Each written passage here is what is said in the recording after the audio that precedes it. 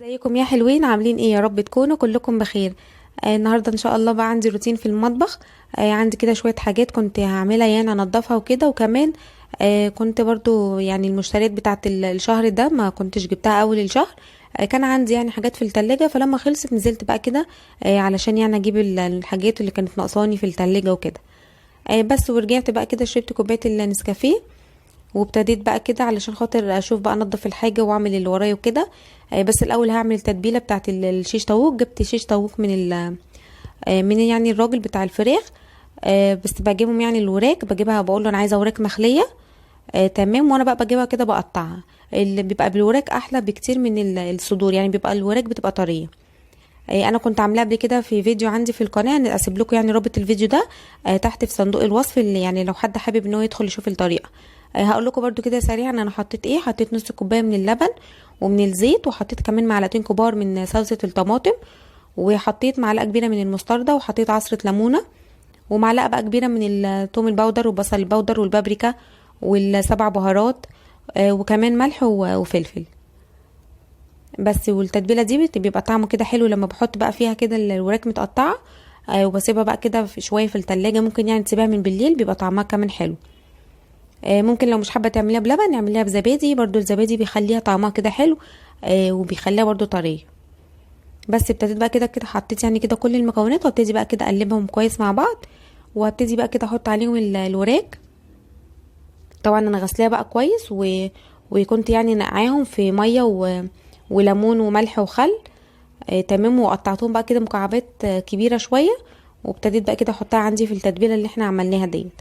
هقلبهم بقى كده كويس واحطهم بقى عندي في التلاجة لغايه يعني ما اجي بقى اعملهم واحطهم في الفرن. يعني بسيبهم بقى كده حوالي ساعتين 3 4، ما فيش مشكله. كل ما تسيبيها يعني في التتبيله بيبقى بيديك يعني طعمها بيبقى حلو. بس كده خلاص هحطهم بقى في التلاجة، وابتدي بقى افضي عندي المشتريات اللي انا كنت جايباها. جبتها يعني من السوق. هبتدي بقى كده افضيهم، اطلعهم يعني بقى كده من الشنط وافضيهم. كنت جايبه بقى كنافه بحب احطها في الفريزر.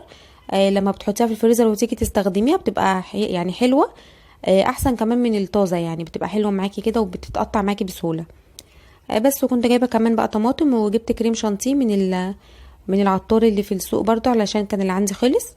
جبت برضو كده من عنده، قلت اجربه يعني اشوف طعمه يبقى عامل زي اللي انا بجيبه ولا لا. وجبت كمان بقى لبن. وجبت بقى برضو النسكافيه. بس. وجبت كمان الجبنه اللي هي الدومتي الموتزاريلا. ولقيت نسكويك كمان برضو، جبت كيس علشان البنات بحب اعملهم يعني بيحبوه على اللبن. بس كده. وجبت كمان المقشه اللي عندي يعني كانت اتكسرت، فجبت واحده. وملوخيه بقى وبيض والفراخ برضو كده خلاص. هبتدي بقى كده اطلعها واغسلها بقى كده كويس. بغسلهم كده بميه كده الاول كويس تحت الميه، وبعد كده بنقعهم بقى في ميه كده فيها خل وملح. وبعدين بشطفهم تاني، وبعد كده بقى بعملهم بقى كده بالدقيق، بفركهم كده كلهم واسيبهم برضو شويه، واقوم شطفاهم واحطهم بقى كده لما يتصفوا خالص بحطهم بقى كده في الفريزر.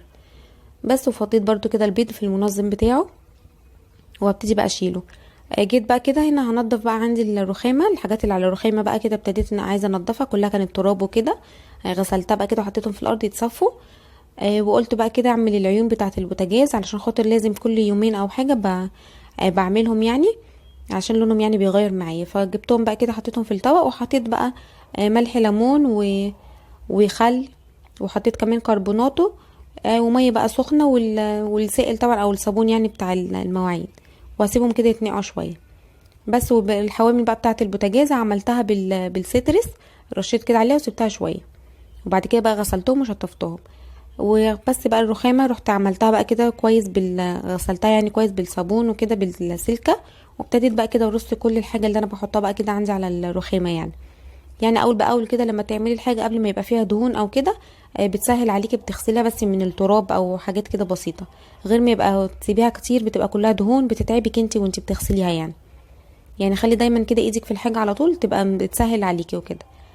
ورجعت بقى كده كمان الحاجه بتاعت الكوفي كورنر برضو كده مكانها، برضو غسلتهم. والبرطمانات، بس البرطمانات الصاج يعني ديت بحاول ان انا امسحهم كده اول باول عشان ما اغسلهمش يعني ويصدوا معايا.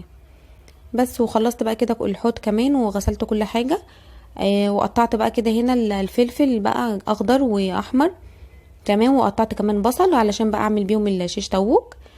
بس العصيان خلي بالك لازم تكوني حطاهم في ميه سخنه، علشان خاطر يعني ما يتحرقوش منك قبل ما تبتدي انت ترصي الفراخ او كده. لازم تكوني حطاهم في ميه سخنه عشان ما يتحرقوش لما يدخلوا الفرن. جبت بقى كمان الذره دي هعملها برضو كده زي اللي بتتباع كده بره. جبتها، بس الاول هقطعها كده من فوق، اشيل يعني اللي هي البوزه بتاعتها دي، واقطعهم كده على نصين. وهكون بقى عندي محضره الميه على النار بتغلي. هبتدي بس احط فيها مكعب من الزبده، واحط عليها حوالي كوبايه الا ربع كده من اللبن. وهبتدي بقى انزل فيها كده الذره علشان اسلقها، بيبقى طعمها كده حلو. الذره ديت انا اشتريتها، هي ذره كده صفرة. لو هتعمليها بالذره البيضه العاديه، حطي كده في الميه وانتي بتسلقيها حطي كركم. تمام. انا جايباها اللي هي الصفرة، فمش محتاجه يعني كركم. حطيت بس كده الزبده واللبن، وكمان حطيت لها معلقتين سكر. هسيبهم بقى كده يستووا، الذره تستوي. وكمان دخلت بقى الشيش طاووق في الفرن. خلاص بقى كده الغدا يعني معايا خلص. جبت بقى، كنت جايبه يعني لحمه مفرومه، فقلت اعملها كده برجر. على طول جبت كده فول الصويا الاول، هنقعه كده حوالي ربع ساعه. بس. وهعمل بقى كده البرجر بالطريقه. انا برضو كنت منزله له فيديو قبل كده، كنت عامله برجر اللحمه والفراخ. برضو هبقى اسيب لكم يعني الرابط برضو بتاعه في صندوق الوصف تحت. بس خلصت كده البرجر ورصيته بقى كده في الاطباق. بحطه بقى في الفريزر، بطلعه بقى على طول وقت ما بكون يعني عايزه استخدم منه او كده. وكانت بقى خلاص معايا خلاص بقى كده الشيش طاووق كان قرب ان هو يستوي خلاص. بيقعد حوالي نص ساعه، والذره برضو بتقعد على النار حوالي نص ساعه. يعني نص ساعه بس. اول ما يغلي توطي عليها وتسيبها بقى تستوي. وبرضو الشيش طاووق بيقعد في الفرن حوالي نص ساعه. بشغله كده شويه من فوق، وبيبقى بقى معايا استوى. الذره كمان بصوا شايفين بقى استوت كده. بس هي كانت طبعا سخنه، مش عارفه اقطعها لكم. ممكن يعني تحط كمان عليها بعد ما تطلع، بعد ما تستوي يعني تحط عليها جبنه رومي مبشوره. او وتحطي برضو توابل، يعني توم بودره وبصل بودره وبابريكا. برضو يعني بيبقى بيديها طعم حلو. بس. وخلاص كده خلصت. وعملت كمان عصير كده للبنات، عصير مانجا. وكده بقى خلصت الروتين النهارده. المطبخ بقى بتاعي كمان خلصته، ما بقاش فيه حاجه. بس. وده كان يعني يوم النهارده. يا رب يكون الروتين عجبكم. ما تنسوش بقى تعملوا لي لايك وشير للفيديو لو عجبكم، واشتركوا عندي في القناه وفعلوا زر الجرس علشان يوصلكم مني كل جديد. وده كده شكل الرخامه بقى بعد ما خلاص خلصت كده كل حاجه، وما بقاش بقى عندي حاجه في المطبخ وكده. ويا رب يكون الفيديو عجبكم.